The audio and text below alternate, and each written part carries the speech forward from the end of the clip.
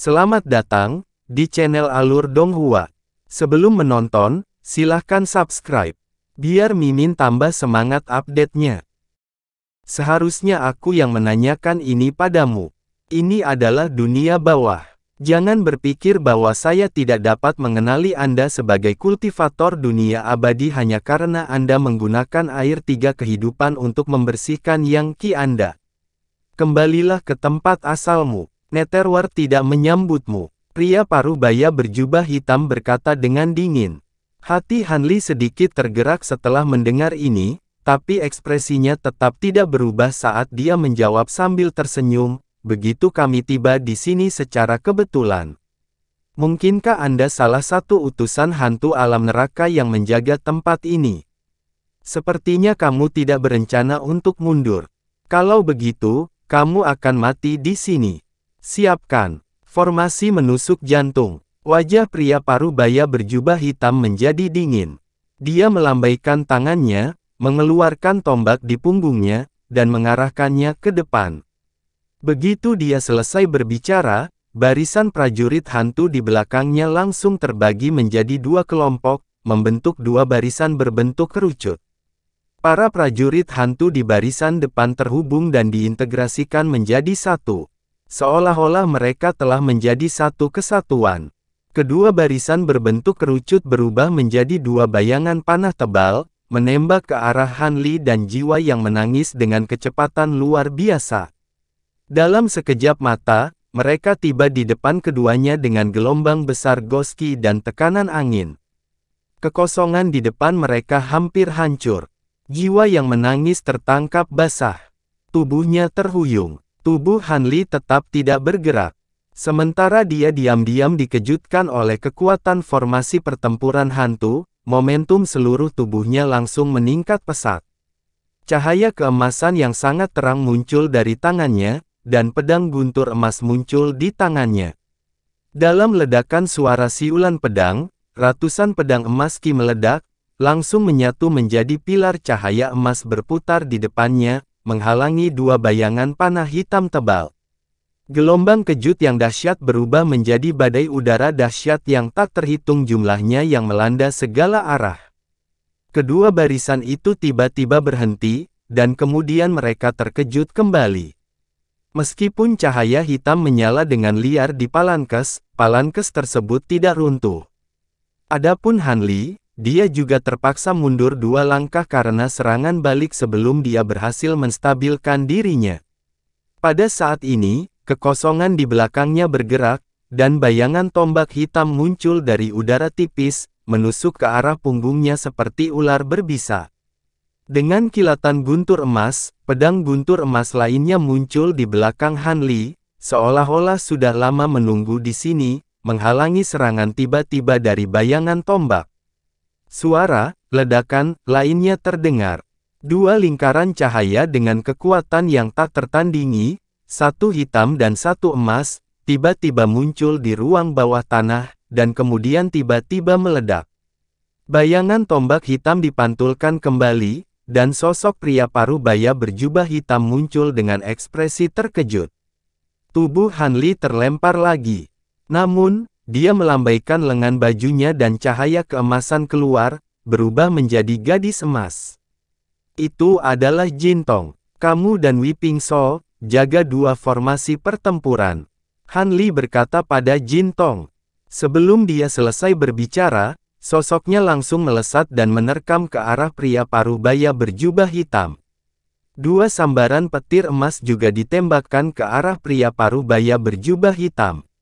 Dalam sekejap mata, mereka tiba di depan pria parubaya berjubah hitam. Selain itu, mereka berkembang hingga lebih dari 100 kali ukuran aslinya.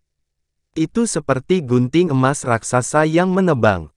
Tombak hitam di tangan pria parubaya berjubah hitam itu memancarkan cahaya hitam.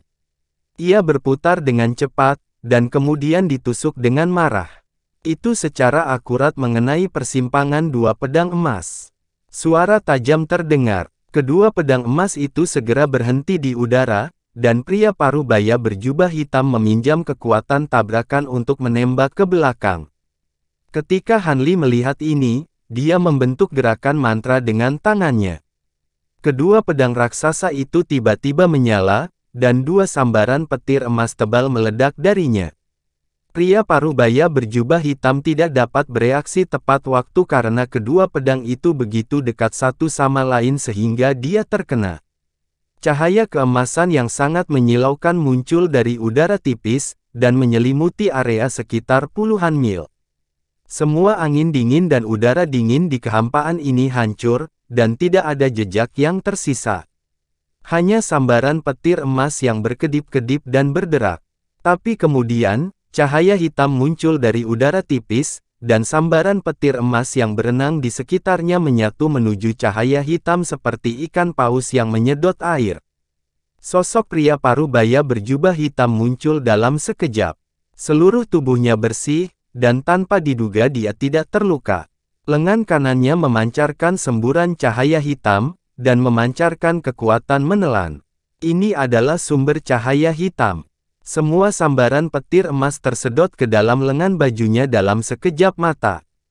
Alis Hanli sedikit berkerut saat melihat ini. Petir ilahi Dutian tidak hanya sangat merusak, tetapi sifatnya juga yang murni, dan memiliki efek pengekangan alami pada kekuatan atribut yin dan hantu. Tapi sekarang, hal itu mudah diserap. Bahkan ketika pikiran-pikiran ini terlintas di benaknya, dia tidak berhenti menyerang. Dia membuat segel tangan, dan kedua pedang emas itu bergetar. Ratusan proyeksi pedang emas muncul, dan meluncur ke arah pria parubaya berjubah hitam seperti awan dan kabut. Tombak pria parubaya berjubah hitam itu bergetar, dan ujung tombaknya bergetar dengan cepat. Itu berubah menjadi bintang hitam yang tak terhitung jumlahnya, dan mereka melesat ke arah proyeksi pedang emas. Suara benturan logam yang tak terhitung jumlahnya terdengar di kehampaan di dekatnya. Pada saat ini, Weeping Soul Beast dan Jin Tong juga terlibat dalam pertempuran sengit dengan dua kelompok tentara hantu. Jin Tong telah berubah menjadi wujud Golden Devouring Immortal, dan dia bertarung dengan salah satu formasi pertempuran. Namun, niat bertarungnya sepertinya tidak terlalu tinggi. Dia hanya mengandalkan tubuhnya yang tidak bisa dihancurkan untuk menjaga formasi pertempuran, dan dia tidak menyerang dengan kekuatan penuhnya. Di sisi lain, Weeping Soul Beast berkedip-kedip dalam formasi pertempuran lain. Dia tampak sangat bersemangat, dan dia meraih kekosongan itu dengan satu tangan. Langit tiba-tiba menjadi gelap, dan cakar hitam seukuran bukit kecil muncul dari udara tipis. Itu memancarkan aura hitam yang mengerikan, dan menebas ke arah formasi pertempuran berbentuk kerucut. Itu adalah cakar hantu Nether. Sebuah kekuatan dahsyat menghantam, dan udara dalam radius puluhan mil langsung membeku, berubah menjadi baja. Seluruh formasi pertempuran juga dibekukan. Namun, saat berikutnya, cahaya hitam pada formasi pertempuran bersinar terang, menghancurkan kekuatan di sekitarnya. Berbelok. Dalam formasi pertempuran, hantu alam Dewa Tai berteriak. Dia memegang bendera hitam besar di tangannya, dan saat dia mengibarkannya, berkas cahaya hitam keluar dari bendera dan menuju cahaya hitam di sekitar formasi pertempuran. Formasi pertempuran berbentuk kerucut segera memanjang, dan langsung berubah menjadi bentuk naga iblis hitam. Ia mencekik cakar hitam yang turun, dan menahannya di udara, mencegahnya turun.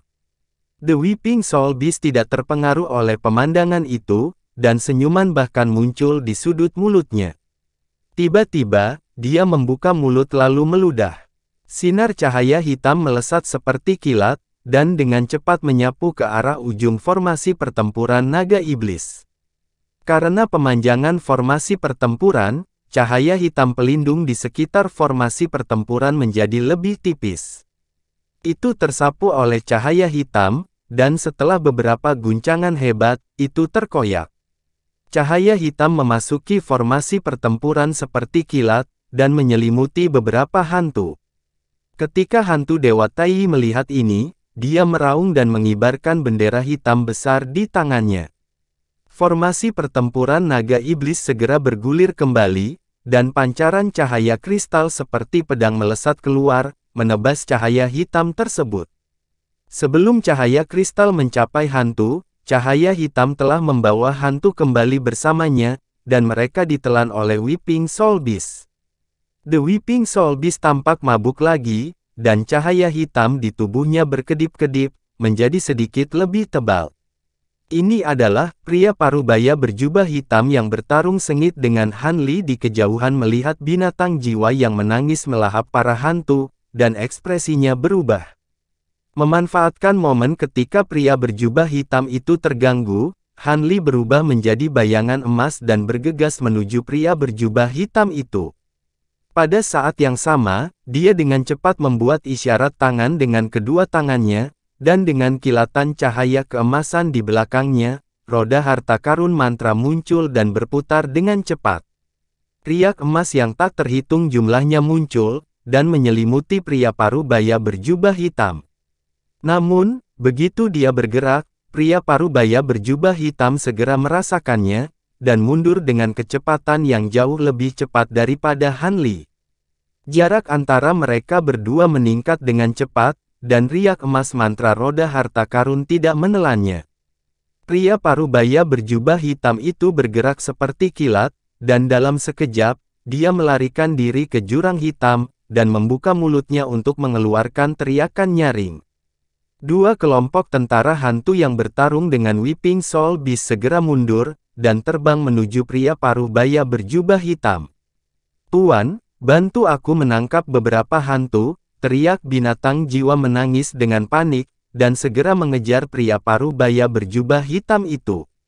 Dua formasi pertempuran hantu terbang melewati Han Li, dan ketika Han Li mendengar kata-kata binatang jiwa yang menangis, dia membuat isyarat tangan dengan kedua tangannya, dan riak emas di sekitarnya tiba-tiba meluas beberapa kali, menyelimuti hampir 100 hantu.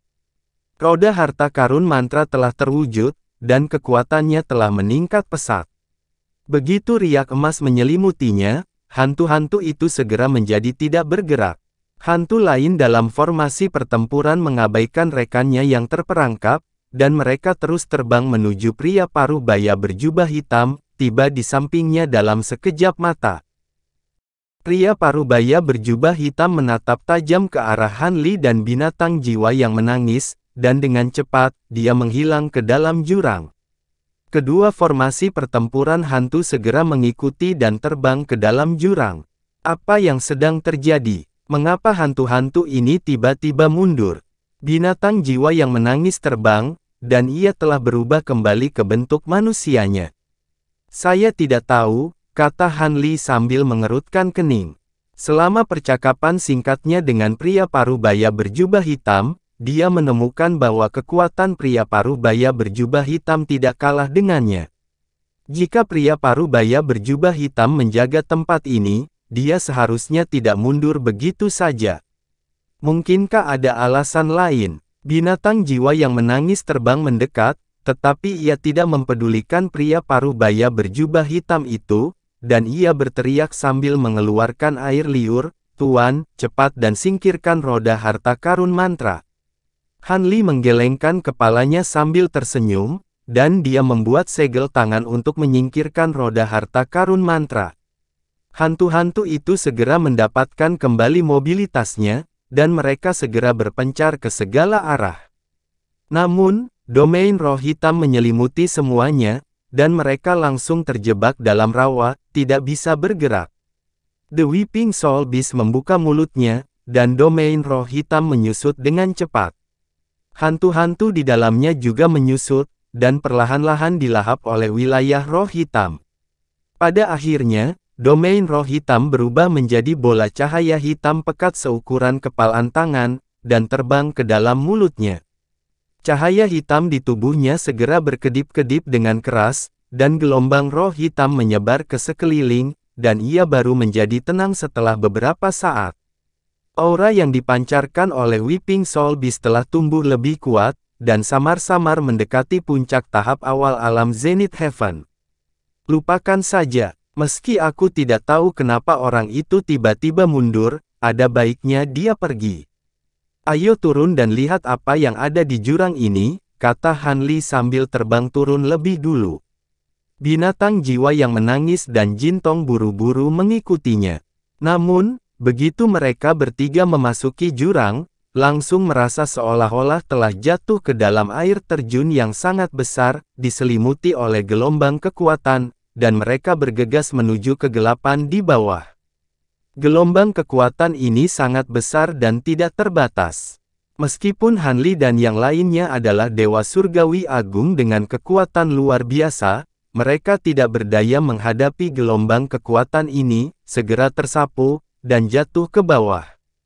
Han Li merasakan tubuhnya terjatuh tak terkendali. Dia mengedarkan hukum waktu dengan sekuat tenaga dan menyalurkan seluruh energi di tubuhnya dalam upaya untuk menstabilkan dirinya. Namun, kekuatan di sekelilingnya terlalu besar. Dia merasa seperti daun mati di sungai yang deras saat dia terseret ke kedalaman kegelapan yang tidak diketahui. Kekuatannya masih mengarah lurus ke bawah pada awalnya, namun dengan cepat memutar dan menarik tubuh Han Li dari kiri ke kanan, menyebabkan dia merasa pusing. Pada akhirnya, dia menyerah untuk berjuang dan hanya melindungi beberapa titik vital di tubuhnya. Pada saat yang sama, dia melepaskan akal sehatnya untuk menyelidiki sekelilingnya sambil mencoba mengunci Jin Tong dan Weeping Soul. Untungnya, dia masih bisa merasakan lokasi Jin Tong dan Weeping Soul. Namun, lokasinya agak tidak menentu. Setelah beberapa waktu, tubuh Han Li tiba-tiba tenggelam seolah-olah dia jatuh ke tanah. Setelah itu, dua dentuman keras terdengar saat dua tubuh menabrak Han Li. Mereka tidak lain adalah Jin Tong dan Weeping Soul. Weeping Soul baik-baik saja, tapi tubuh Jin Tong sekeras balok logam. Mata Han Li berputar ke belakang. "Tuan, apakah kamu baik-baik saja?" Jiwa yang menangis buru-buru berdiri. "Paman, aku tidak sengaja melakukannya." Jin Tong diam-diam berdiri dengan tatapan meminta maaf di matanya. "Tidak apa-apa, untung saja tubuhku kuat." "Benar, lihat sekeliling. Tempat apa ini?" Han Li melambaikan tangannya dan melihat sekeliling. Saat ini, mereka bertiga sedang berdiri di gurun. Langit gelap gulita dan cahayanya sangat redup. Selain hampir tidak dapat melihat dalam radius 10 hingga 20 km di sekitar mereka, segala sesuatu di luar itu gelap gulita dan mereka tidak dapat melihat apapun. Angin dingin menderu-deru di sekitar mereka, dan jeritan hantu yang memekakkan telinga bisa terdengar kapan saja. Angin dingin menusuk tulang, dan energi yin ada di mana-mana. Itu beberapa kali lebih padat dari Desolate Wind. Han Li dan Jin Tong sedikit mengernyit. Mereka mengedarkan kekuatan hukum untuk melindungi diri sendiri, dan baru pada saat itulah mereka mampu menahan invasi energi yin di sekitarnya. Weeping Soul tidak hanya tidak merasakan ketidaknyamanan, tetapi juga sangat terhibur oleh energi yin yang padat. Dari kelihatannya, ini pasti dunia neter. "Kita akhirnya tiba setelah melalui banyak kesulitan," kata Weeping Soul dengan percaya diri sambil mengusap perutnya. "Ini benar-benar dunia neter." Han Li mengangguk sambil berpikir. Dia tidak berpikir bahwa Weeping Soul Beast pernah ke alam neter sebelumnya, tetapi untuk beberapa alasan, dia merasa bahwa penilaian Weeping Soul Beast benar. Apapun yang terjadi, keributan yang kita timbulkan tadi kemungkinan besar telah menarik perhatian beberapa makhluk di sini. Siapa yang tahu bahaya apa yang ada di sini? Lebih baik kita mengubah lokasi terlebih dahulu, Jin Tong mengingatkan. Han Li dan Weeping Soul Beast tidak keberatan dengan ini. Situasinya sama di segala arah. Setelah berdiskusi singkat, mereka bertiga secara acak memilih arah dan segera terbang menjauh. Kurang dari setengah dupa waktu setelah Han Li dan dua lainnya pergi, lebih dari selusin bayangan hitam terbang dari jauh. Mereka tampak seperti hantu setengah manusia, setengah binatang, dan penampilannya berbeda dari pengumpul jiwa dan tentara hantu di bawah pria paruh baya berjubah hitam. Hantu setengah manusia, setengah binatang ini mengelilingi tempat mereka bertiga mendarat, mengendus-endus dengan penuh kegembiraan di wajahnya. Kemudian, sebagian besar hantu ini naik ke udara dan mengejar Han Li dan yang lainnya. Hanya satu hantu yang tinggal di belakang dan mengangkat kepalanya untuk mengeluarkan pekikan tajam. Beberapa saat kemudian, hamparan awan hitam besar yang menghubungkan langit dan bumi muncul di langit jauh dan dengan cepat melayang. Makhluk hantu satu demi satu melesat keluar dari awan, semuanya terbang menuju trio Han Li. Han Li dan yang lainnya terbang ke depan tanpa suara. Karena lingkungan yang asing di sini dan bahaya yang tidak diketahui di depan, mereka tidak terbang terlalu cepat. Han Li melepaskan indera ilahinya untuk merasakan situasi di sekitarnya saat dia terbang. Pada saat yang sama, dia mengaktifkan mata iblis neraka ke-9, dan 2 garis cahaya ungu keluar dari matanya saat dia melihat ke depan. Energi yin di udara terlalu tebal, dan itu sangat menghambat penyebaran kesadaran ilahinya. Dia hanya bisa menyebarkannya hingga sekitar 50 km, dan kesadaran ilahinya tidak bisa melangkah lebih jauh. Di sisi lain, mata iblis neraka ke-9 bisa melihat lebih jauh, tapi dia hanya bisa melihat sekitar 250 km. Han Li tidak bisa menahan diri untuk tidak mengerutkan kening. 250 km mungkin tampak seperti jarak yang jauh, tetapi bagi para pembudidaya seperti mereka, itu bukanlah apa-apa. Mereka bisa menutupinya dalam sekejap mata. Tuan, ada sungai 500 km di depan. Kelihatannya sangat aneh, tiba-tiba binatang jiwa menangis berkata. 500 km, jiwa yang menangis, seberapa jauhkah kamu dapat melihat? Mata Han Li berbinar saat dia bertanya. Energi yin di sini terlalu tebal, dan itu sangat mempengaruhi indera ilahiku. Jika aku berusaha sekuat tenaga, aku hanya bisa melihat sekitar 1000 km, kata binatang jiwa menangis setelah membuat beberapa perhitungan. Bagaimana denganmu, Jin Tong? Han Li memandang Jin Tong. Aku tidak pandai mengintai, jadi aku hanya bisa melihat sekitar 70 hingga 80 km, Paman, ada apa? Jika aku mengingatnya dengan benar, ini pertama kalinya kamu bertanya tentang jangkauan indera ilahiku, Jin Tong berkata dengan nada bingung. Aku hanya bisa melihat hingga 250 km, yang jauh lebih buruk darimu, Weeping Soul Beast. Aku serahkan pengintaian padamu, kata Han Li. Mungkin itu ada hubungannya dengan fisikku. Aku tidak tahu kenapa, tapi tempat ini membuatku merasakan deja vu, tidak masalah, serahkan padaku, kata Weeping Soul Beast sambil menepuk dadanya. 500 km berlalu dalam sekejap mata, dan mereka bertiga segera tiba di dekat sungai hitam yang disebutkan oleh Weeping Soul Beast. Sungai hitam itu begitu luas bahkan Han Li tidak bisa melihat ujungnya. Sungai bergejolak, dan gelombang hitam mengalir ke hilir. Namun, yang aneh adalah sungai tersebut tidak mengeluarkan suara sedikit pun meskipun momentumnya sangat besar. Ini sangat aneh. Gumpalan kabut hitam membubung dari sungai dan melayang ke udara. Lapisan awan hitam tebal melayang beberapa ribu kaki di atas sungai. Tampaknya terbentuk dari kabut di sungai, dan samar-samar orang bisa melihat sambaran petir hitam menyambar di dalam awan. Itu menimbulkan perasaan tidak menyenangkan. Han Li dan yang lainnya berhenti di tepi sungai. Mereka tidak terus maju dengan sembarangan.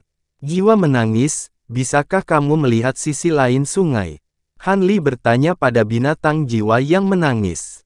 Lapisan cahaya hitam muncul di mata Weeping Soul Beast ketika mendengar ini. Ia melihat ke depan dan menggelengkan kepalanya. Tidak, aku tidak bisa melihat sisi lainnya. Sungai hitam ini begitu luas dan bergelombang, tapi kenapa tidak ada suara apapun? Biarkan aku mencoba, kata Jin Tong sambil melambaikan tangannya. Cahaya keemasan sepanjang 300 meter melesat dan menebas ke sungai. Namun, tenggelam ke dalam gelombang yang bergelombang dan tidak menimbulkan percikan sedikit pun. Mereka bertiga mengerutkan kening saat melihat ini. Cahaya keemasan Jin Tong tampak biasa saja, tetapi mengandung banyak kekuatan. Ia bisa dengan mudah membelah gunung, tapi tidak bereaksi sama sekali terhadap sungai.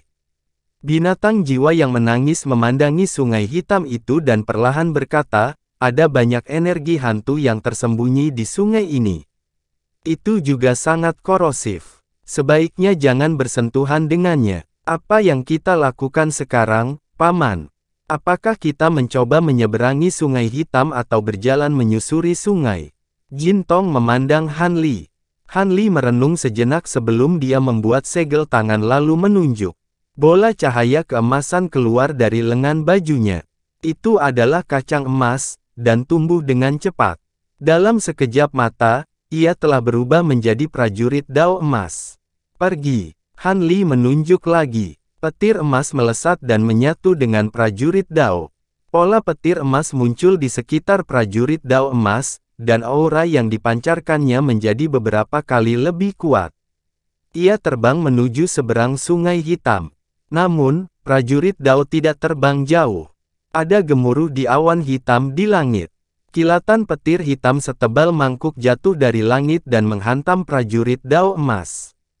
Seluruh tubuh prajurit Dao emas segera berubah menjadi hitam pekat, dan semua riak energi spiritual menghilang tanpa jejak. Itu seperti batu hitam yang jatuh ke sungai hitam. Sungai langsung melonjak, dan tangisan hantu yang tak terhitung jumlahnya memenuhi langit. Monster serangga dan ular ganas dan menakutkan yang tak terhitung jumlahnya bergegas keluar dari sungai hitam, menenggelamkan prajurit Dao dalam sekejap. Diiringi dengan raungan yang menakutkan, tubuh prajurit Dao itu langsung roboh dan terkoyak-koyak. Kemudian dimakan oleh monster serangga dan ular. Ketika Han Li dan yang lainnya melihat itu, ekspresi mereka berubah. Monster serangga dan ular memandang Han Li dan yang lainnya dengan ganas. Namun, pada akhirnya mereka tidak menerkamnya. Sebaliknya, mereka terjun ke dalam air dan menghilang dengan cepat. Sungai hitam dengan cepat menjadi tenang dan mengalir tanpa suara. Sepertinya tidak mudah menyeberangi sungai ini, kata Jin Tong sambil mengerutkan kening. Petir hitam di awan sepertinya memiliki kemampuan untuk mengikis energi spiritual surgawi. Bahkan jika Anda dan saya tersambarnya, kita mungkin tidak akan merasa enak. Mari kita ikuti sungai sebentar dan amati situasinya. Ngomong-ngomong, Weeping Soul, Yama Cauldron itu punya kemampuan untuk membimbing kita. Keluarkan lagi, kata Han Li sambil mengangguk. Dia tiba-tiba teringat sesuatu. Benar, aku hampir melupakannya. Mata Weeping Soul berbinar dan mengeluarkan Yama Cauldron. Kuali Yama melayang diam-diam di depan jiwa yang menangis, bersinar beberapa kali lebih terang dari biasanya. Sepertinya itu beresonansi dengan energi hantu yang menakutkan di sini, tapi itu tidak mengarahkan mereka ke arah yang benar. Sepertinya kuali itu hanya membimbing kita ke sini karena ia merasakan aura tempat ini. Tidak ada makna yang lebih dalam di dalamnya, kata jiwa menangis sambil menghela nafas.